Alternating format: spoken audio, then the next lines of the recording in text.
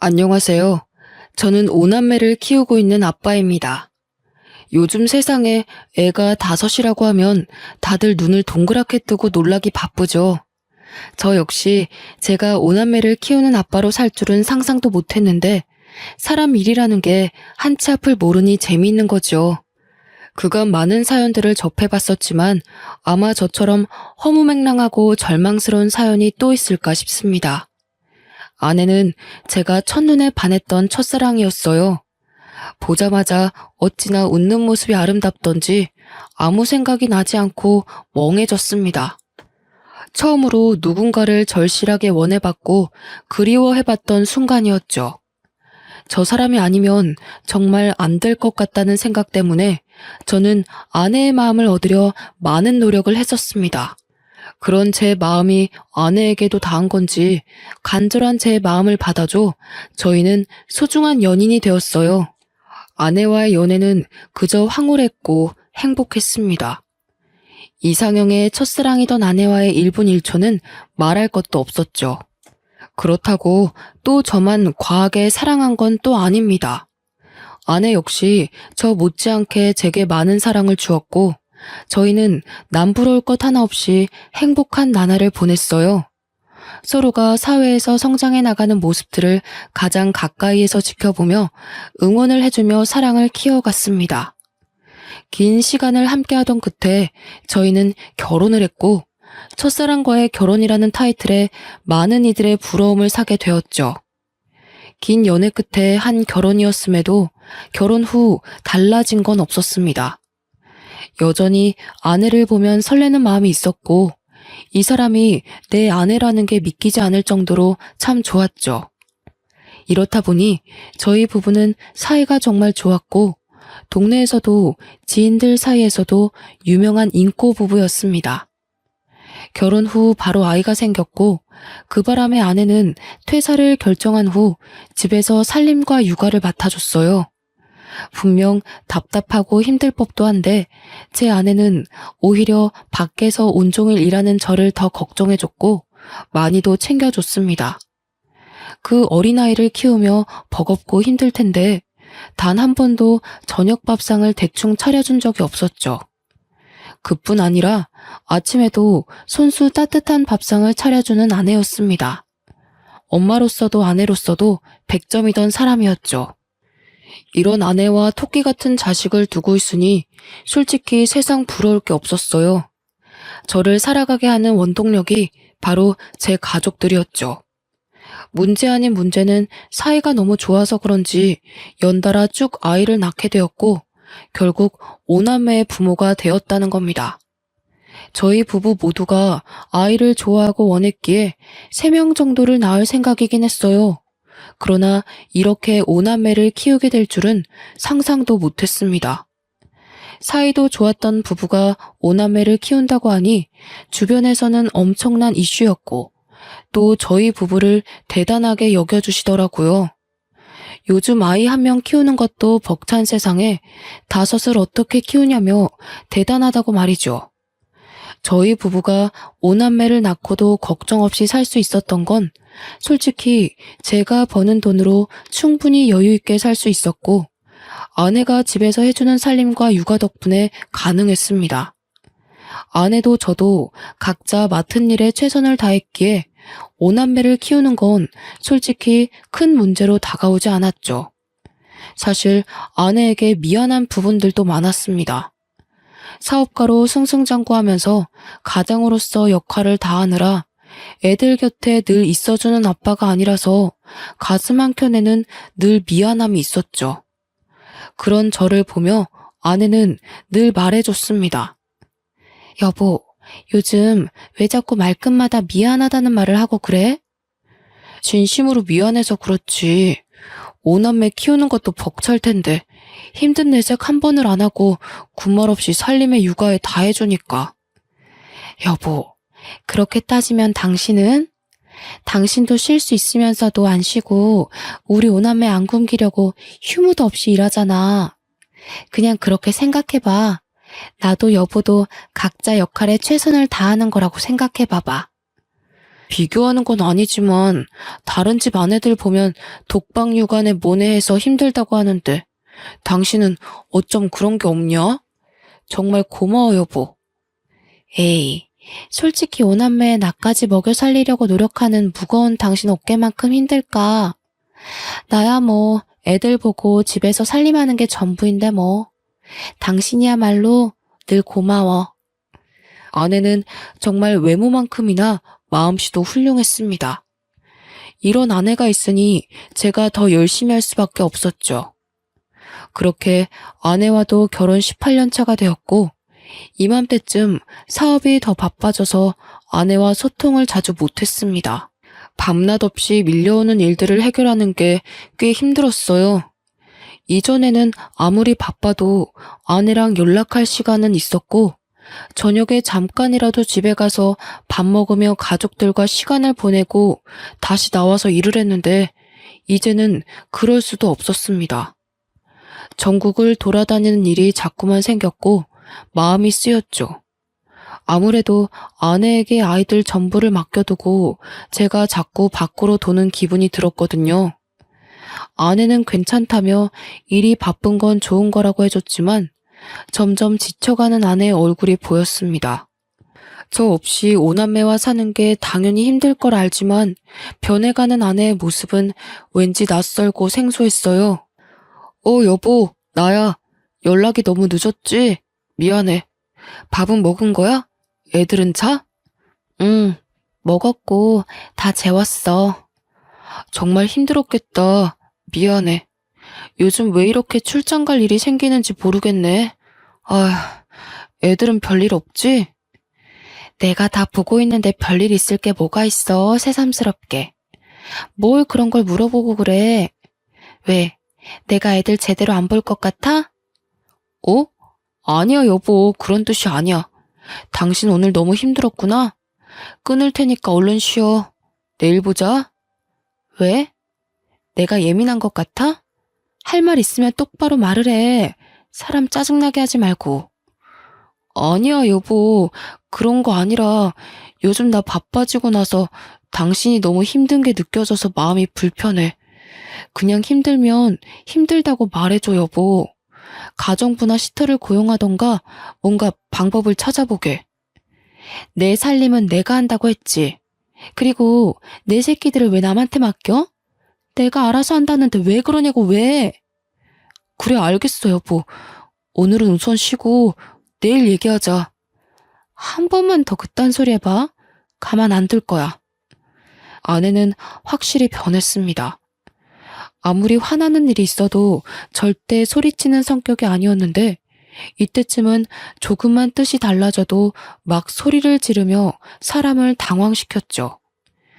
이런 아내의 달라진 모습이 화가 나는 게 아니라 너무 미안했습니다. 오죽 힘들었으면 18년 만에 처음으로 저런 모습을 보일까 싶었거든요. 이런 아내의 변화는 그저 제 마음을 아프게 할 뿐이었고 어떻게든 가정에 소홀하지 말자는 생각을 했습니다. 그래서 저는 그 바쁜 와중에도 무조건 지방에 갔다 와도 집으로 돌아왔고 집에서 보내는 시간을 많이 만들려고 노력했어요. 아무래도 제가 집에 있으면 오남매가 아내를 귀찮게 하지 않으니 쉴 수 있었죠. 전 아내에게 그런 쉼의 시간을 주고 싶었고 제 마음이 닿은 건지는 모르겠지만 제가 집에 있으면 아내는 늘 안방에 들어가 침대에 누워버렸습니다. 그런 모습에 내심 서운할 때도 있었지만 얼마나 지치면 그럴까 싶어서 아무 말도 하지 않았어요. 18년 차 부부라고 하기에는 저희 부부는 아직도 서로 조심하는 부분들이 많았습니다. 18년 차가 되면 어느 정도 서로 편해지기도 하고 각자 사생활을 존중해주는 부부들이 많지만 저희는 그렇지 않았죠. 그래서 주위에서 이런 말도 많이 들었습니다. 첫사랑과 결혼하면 18년이 지나도 설레냐는 둥, 여전히 아내가 그렇게 좋냐는 둥 말이죠. 그런데 꼭 첫사랑과 결혼해서 그런 것 같지는 않고 제가 아내를 위하는 마음이 크다 보니 조심스러웠고 그런 제 마음을 아내도 따라줘서 가능했던 것 같습니다. 어떤 문제도 없이 평탄하게 달려온 결혼 생활은 갑작스럽게 금이 가기 시작했어요. 아내가 이상하게 점점 집안일에 소홀해지는 게 느껴졌죠. 처음에는 대수롭지 않게 여겼습니다. 그러나 상황은 정말 심각했어요. 하루는 일을 하고 있는데 애들 학원에서 전화가 온 겁니다. 아, 네. 여보세요? 유니, 미니 아버님 맞으시죠? 네, 맞는데 누구시죠? 아, 네, 아버님. 여기 유니미니 학원인데 어머님이 오늘 픽업을 안 오셔서요.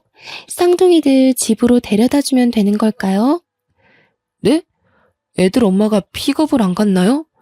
아, 우선 제가 20분 내로 애들 데리러 갈 테니 잠시만 부탁드릴게요. 죄송합니다. 오남매를 키우며 단 한 번도 이런 일은 없었습니다. 심지어 아내가 몸져 누워도 아이들 픽업은 꼭 본인이 고집해서 했던 일이죠. 애들이 어느 정도 컸기 때문에 집 앞에 내려줘도 충분히 찾아올 수 있었지만 이건 아내가 강하게 고집하던 부분이라 저 역시 그걸 따라줬었습니다. 그런 아내가 셋째, 넷째 쌍둥이들 픽업을 안 갔다고 하니 놀라웠어요. 저는 급하게 애들 학원으로 가며 아내에게 수차례 전화를 했습니다. 5통째가 되니 그때서야 아내가 전화를 받았죠. 여보, 무슨 일 있는 거야? 지금 어디야? 둥이들 학원에서 전화 왔더라고. 그래서 급하게 내가 픽업 가고 있어, 지금. 아, 그럼 해결됐잖아. 왜 전화를 그렇게까지 해? 당신 의처증 있어? 뭐? 뭐라고 한 거야, 지금? 의처증이라니. 당신이 한 번도 이런 적이 없는데 전화도 안 받으니 놀랄 수밖에 없잖아. 내가 애야? 애도 아닌데 뭘 그렇게 걱정을 하는데. 나한테 집착 좀 하지 마. 숨 막혀 죽겠으니까. 당신 정말 말을 그렇게밖에 못해? 어떻게 그럴 수 있어? 그 짧은 시간 동안 내가 얼마나 걱정했는 줄 알아? 알겠다고. 근데 가고 있다며. 근데 어쩌라고. 뭐? 당신 정말 요즘 왜 그래? 힘든 게 있으면 말을 하라고 했잖아. 당신이 말하면 내가 안 들어주는 것도 아닌데 왜 자꾸 삐딱하게 나오는 거야? 아, 됐어. 그냥 나도 좀 놀고 싶고 쉬고 싶어서 그래. 됐니? 그냥 냅둬. 내가 알아서 할 테니까. 그런 무책임한 소리가 어디 있어. 당신이 놀고 싶고 쉬고 싶으면 애들 케어를 누가 해? 그러니까 내가 애들 시터 고용해서 맡기자고 했는데 그것도 싫다며. 그래놓고 애들 내팽개치고 놀고 싶다는 말이 나와? 더 할 말 없으니 그만 좀 떽떽거려. 짜증나 죽겠네. 이날은 결혼 생활 중 가장 잊을 수 없는 날로 기억되었습니다. 한 번도 못 본 아내의 여러 모습을 봤던 날이었죠. 급한 대로 애들을 픽업해 집으로 간 후 저는 생각이 많아졌습니다. 그제서야 바빠서 제대로 직면하지 못했던 집안 꼴이 보였어요. 늘 아이들 먹거리와 간식거리, 그리고 밑반찬으로 가득 차 있던 냉장고는 텅텅 비다 못해 음료수와 인스턴트로만 가득 차 있더군요. 그뿐 아니라 집안 상태는 엉망이었고 설거지는 가득했습니다. 그걸 하나하나 치우며 가까이에서 보니 집안 상태는 최악이었어요. 여기서 제가 충격을 받은 건 아이들끼리 하는 대화를 듣고였습니다. 첫째와 둘째는 고등학생, 중학생이라서 본인들 의견을 확실하게 말하고 표현할 수 있는 나이였죠. 야, 최솔, 너 어제 엄마랑 이야기해봤어? 아니, 해보려고 했는데 엄마가 집에 안 왔잖아. 오빠, 그냥 내 생각에는 아빠한테 말하는 게 좋을 것 같아. 솔직히 지금 이 상황을 좀 봐봐. 이건 아니잖아. 나도 아빠한테 말하고 싶은데 엄마랑 아빠 대판 싸울까봐 그렇지. 아, 모르겠다. 진짜 엄마 요즘 왜 그럴까? 내가 친구한테 말했는데 자기네 엄마랑 아빠도 이러다가 이혼했대. 엄마가 바람핀 거 걸려서. 야, 최솔, 말 함부로 하지 마. 네 친구네 집이랑 우리 집이랑 같아? 엄마는 그냥 잠깐 방황하시는 거겠지. 엄마가 그럴 사람이냐? 아니, 솔직히 난 이상한 게 한두 가지가 아니야. 오빠는 남자라서 잘 모르겠지만 뭔가 동생들도 다 아니야, 됐다. 첫째와 둘째의 대화는 머리를 한 대 얻어맞은 것처럼 충격적으로 다가왔습니다. 순간적으로 애들 방문을 확 열고 들어가 무슨 말이냐고 물어볼까 싶었지만 전 그러지 않았어요. 제 머릿속이 너무 복잡해서 이것들을 정리할 시간이 필요했죠. 생각해보니 아내는 단 한 번도 본인 입장을 내세워 본 적이 없었습니다. 늘 제가 원하는 대로 하려고 했고 아이들이 원하는 대로 살았던 사람이었죠. 그런 사람이 갑자기 이렇게 돌변한 건 단순한 이유는 아니겠다 싶었고 전 생각에 잠겨버렸습니다. 어쩌면 아내가 저에 대한 마음이 식어버려 더는 결혼 생활을 유지하고 싶지 않을 수 있겠다는 극한의 상황까지 가버렸죠. 하지만 멍청하게도 저는 아내에 대한 마음이 변한 게 하나 없었고 아내가 저렇게 된 게 전부 제 탓 같았습니다. 마음이 아프고 머릿속이 혼란스러웠어도 저는 오남매의 아빠이니 일을 해야 했습니다. 복잡한 심경은 잠시 뒤로 하고 다시 일에 집중하며 살았어요. 여전히 아내는 밖으로 돌았고 첫째와 둘째가 막내까지 돌보고 있다는 사실을 알게 되었습니다. 결국 아내의 의견을 듣지 않고 가사 도우미와 베이비시터를 고용해 아이들을 맡겼죠. 아내에게 대체 왜 그러냐고 따져 묻고 싶어도 너무 바빠서 그럴 시간도 없었고 아내랑 마주할 시간도 없었어요. 분명 아내도 베이비시터와 가사 도우미를 고용한 걸 알 텐데 제게 아무 말도 하지 않는 걸 보고 절망했습니다.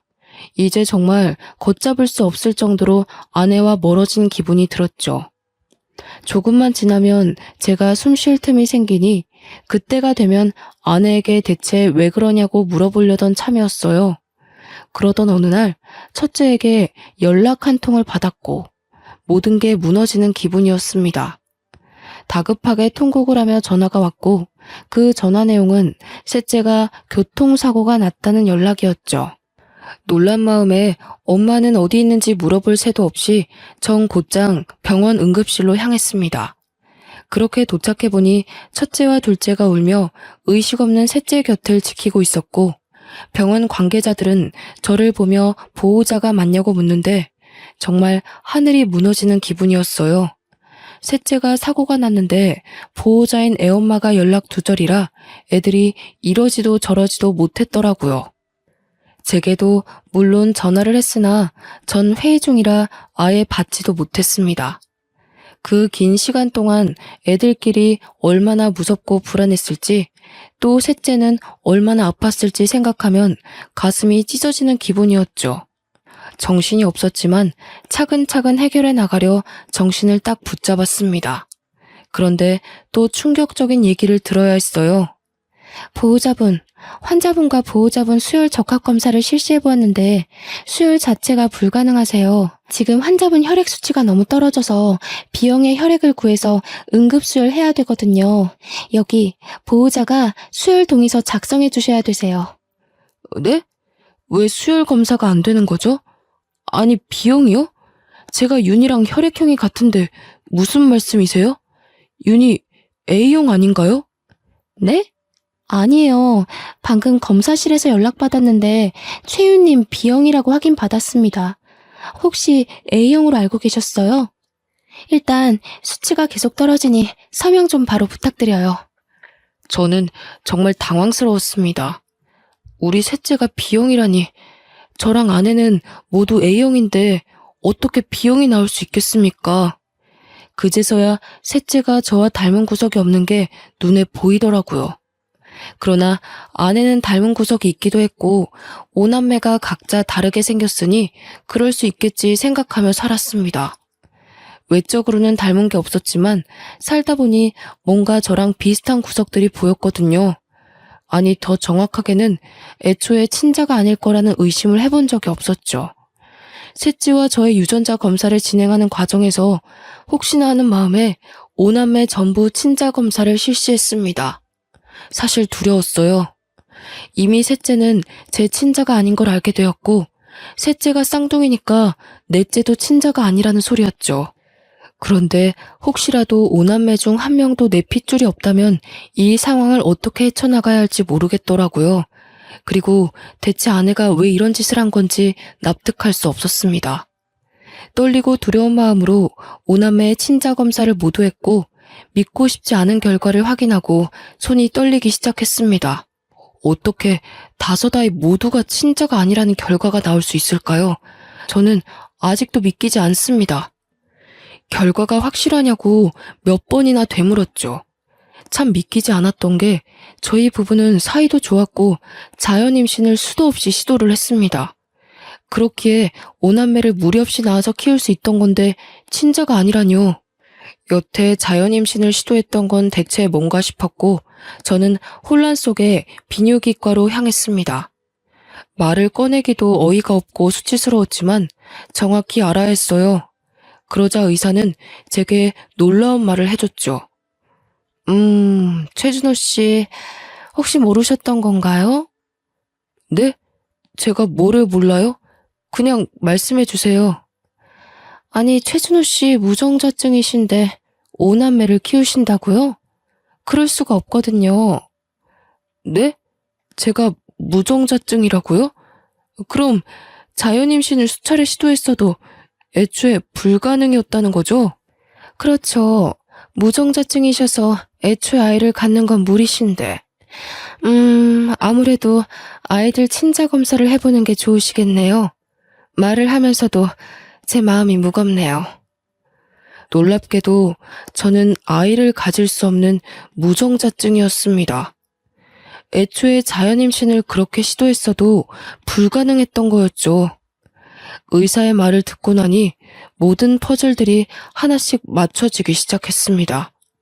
동시에 아내에 대한 증오스러운 마음이 점점 커지기 시작했고 왜 제게 이런 일까지 벌였는지 이유가 알고 싶었어요. 아내를 만나러 가기 전 생각을 정리할 시간이 필요했습니다. 그래서 부부 상담사로 일하고 있는 친한 지인을 찾아가서 그간 있던 일들을 모두 실토했죠. 나 무정자증이래. 그리고 우리 5남매 전부 내 친자가 아니라더라. 이번에 셋째 교통사고 나서 수혈을 해야 했거든.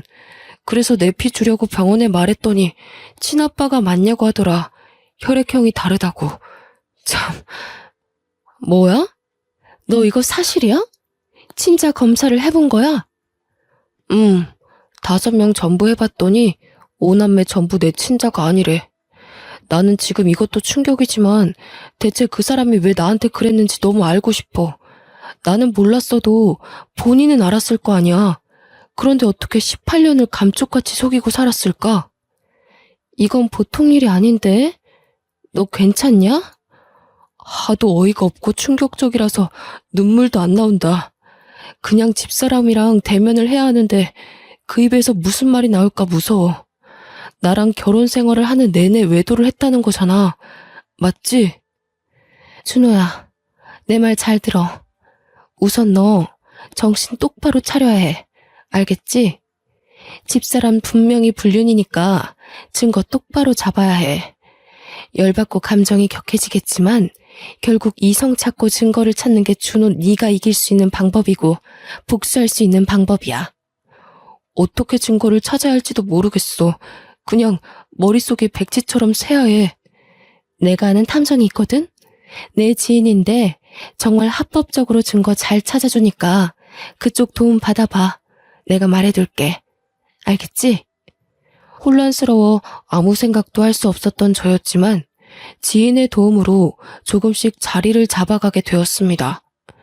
아내에게 왜 그랬냐고 당장이라도 따져묻고 싶었지만 지인과 대화를 해보니 증거를 찾는 게 우선이라는 생각이 들었죠. 그래서 열받고 분하지만 증거를 찾을 때까지는 입을 다물고 있기로 했어요. 솔직히 많은 생각이 들었습니다.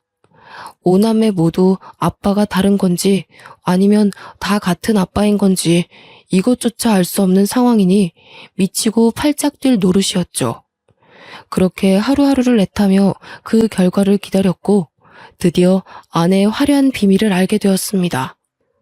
아마 제 사연을 읽는 분들도 많이 놀라실 텐데 차분히 말해볼게요.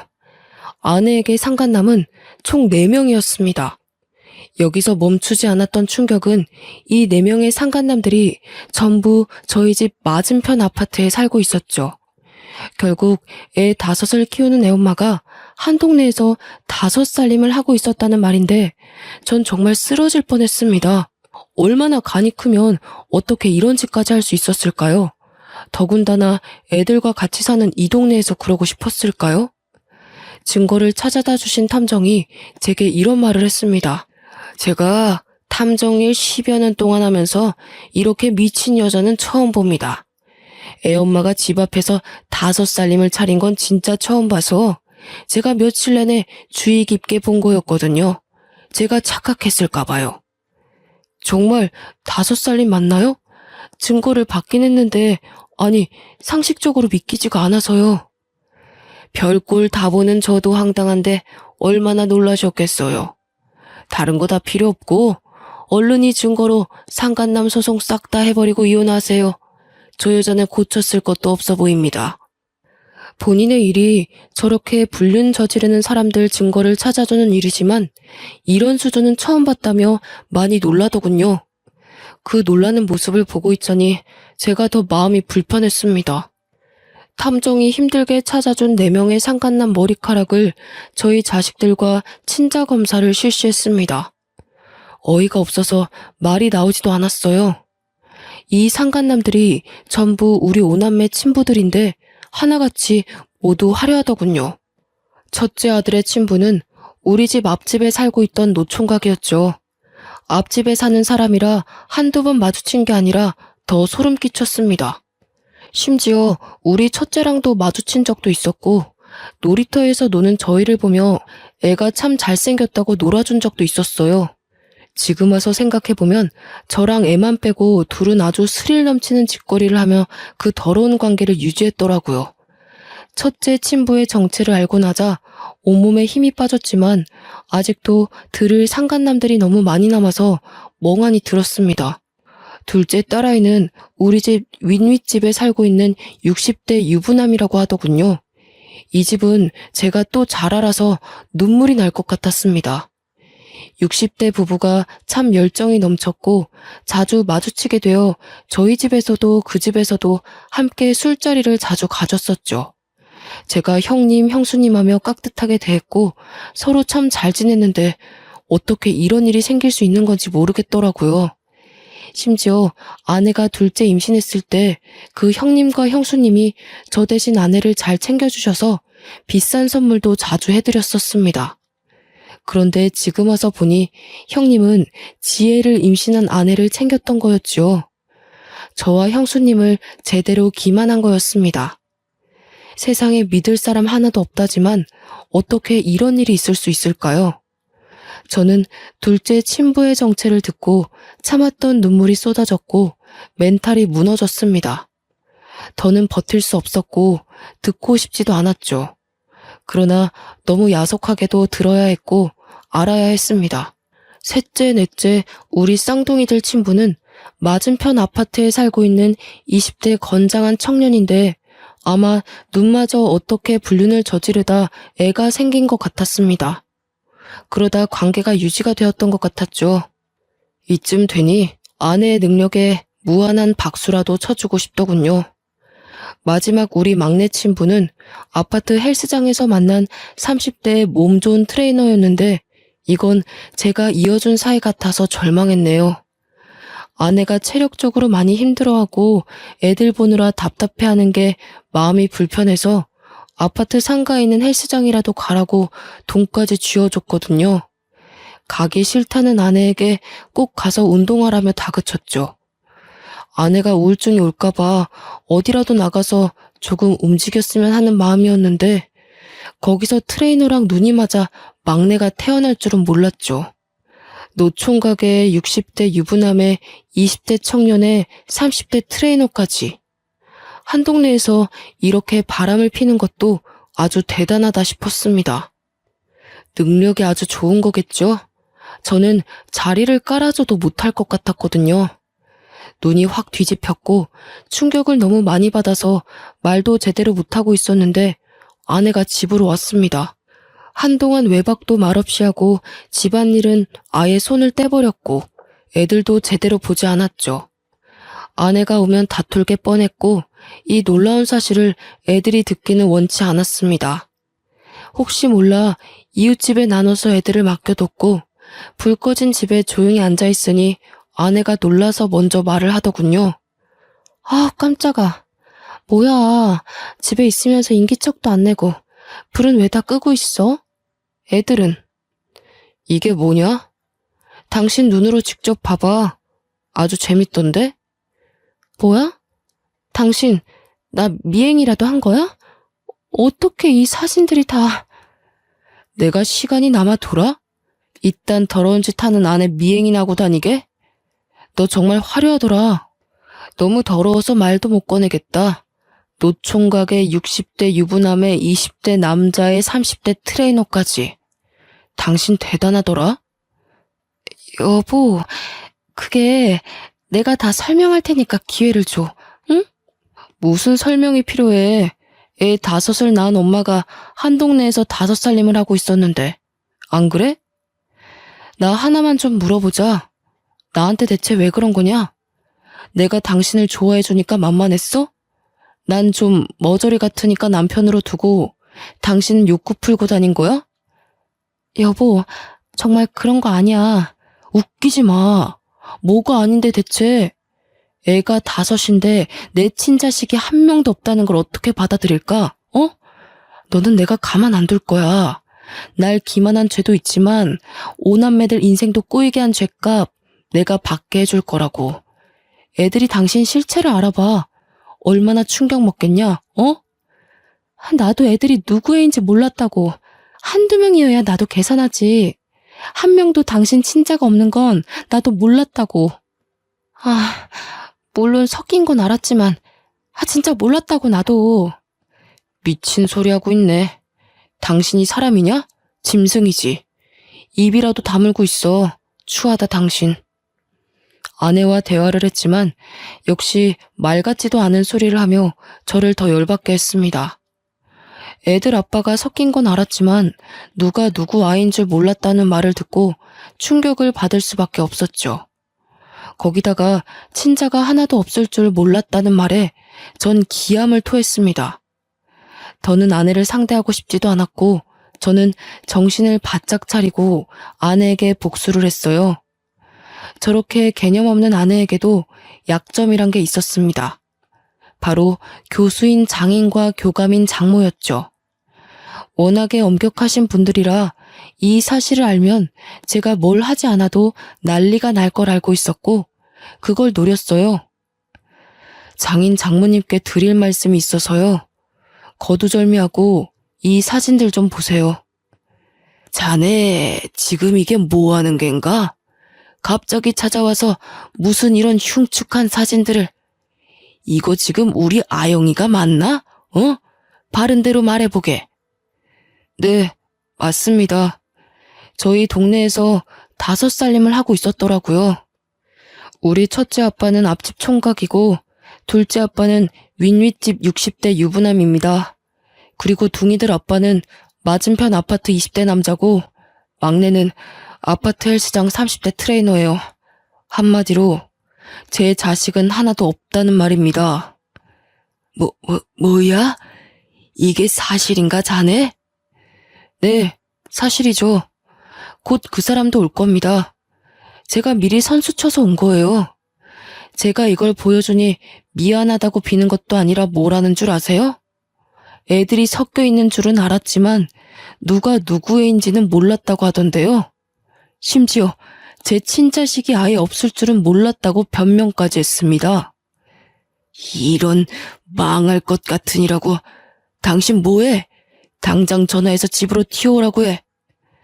안 그래도 전화 중이에요. 모든 얘기를 듣고 증거들을 본 장인 장모는 난리도 아니셨죠. 교육자 집안에 이런 오점은 있을 수 없다며 아내를 호적에서 파내고 쫓아냈습니다. 아내가 와서 빌고 또 빌었지만 어느 정도 수준이 돼야 용서도 해주는 것이라며 이 정도 수준은 용서조차 구하는 것이 잘못이라고 하셨죠.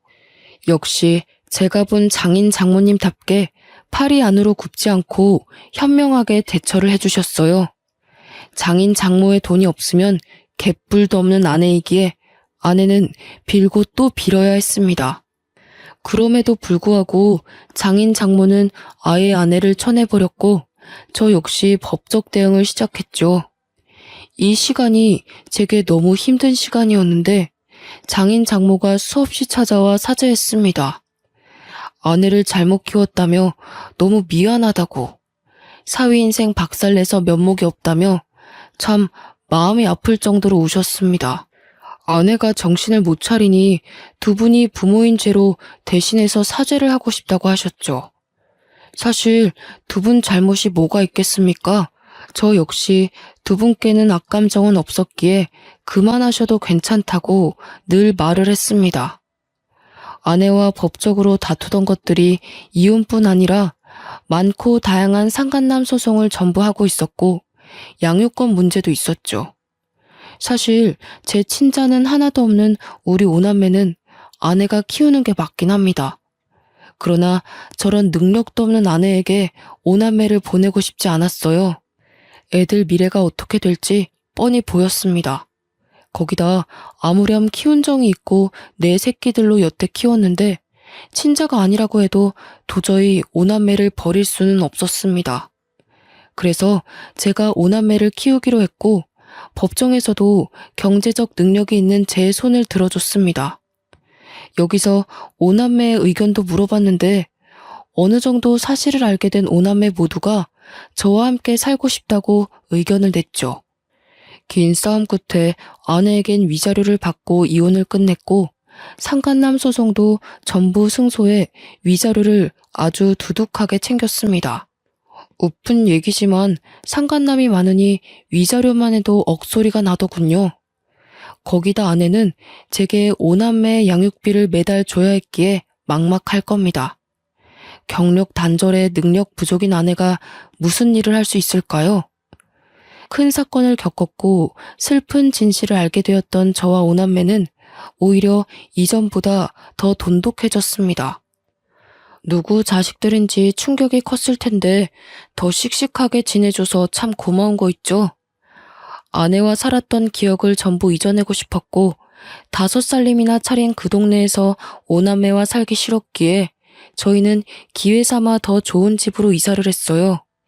이사 후 이모님들 도움을 받아서 살림과 아이들 양육을 하고 있지만 또 큰애들이 동생들을 잘 돌봐주기도 해서 저는 걱정 없이 돈을 벌고 있습니다.